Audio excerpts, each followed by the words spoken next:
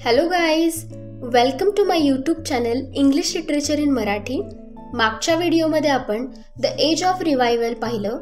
या व्हिडिओमध्ये आपण त्यानंतरचं एज म्हणजेच एज ऑफ एलिझाबेथ पाहणार आहोत.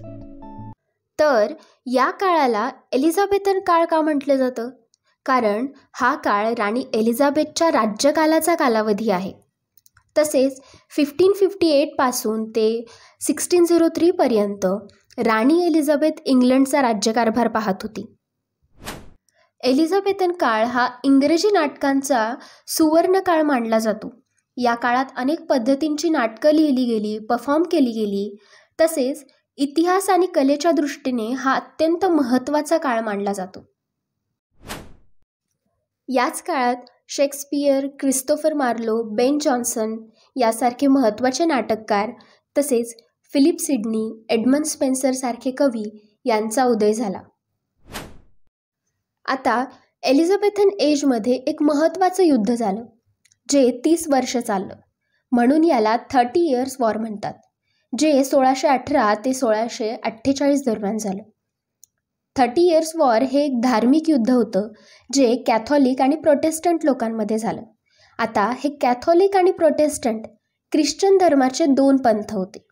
कॅथॉलिक हे पोपच्या म्हणजेच ख्रिश्चन धर्मगुरूंच्या शिकवणुकीनुसार चालायचे, पोपला ख्रिस्तांचे प्रतिनिधी मानून त्यांना फॉलो करायचे.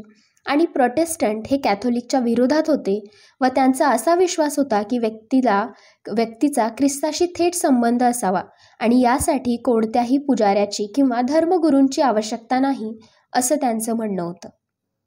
राणी एलिझाबेथ ही प्रोटेस्टंट विचाराची होती, परंतु तिने दोन्ही पंथात वाद होऊ नयेत यासाठी प्रयत्न केले. तसेच एलिझाबेथन एजमधील पोएट्स कोणकोणते होते? Edmund Spenser, Thomas Sackville, Philip Sidney, George Chapman, Michael Drayton यासारखे कवी एलिझाबेथन एजमध्ये होऊन गेले.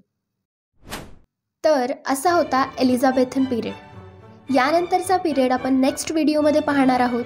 जर तुम्हाला व्हिडिओ आवडला असेल किंवा इंग्लिश लिटरेचर मराठीमध्ये ऐकायला आवडत असेल तर नक्कीच लाईक करा, शेअर करा आणि सबस्क्राईब करायला विसरू नका.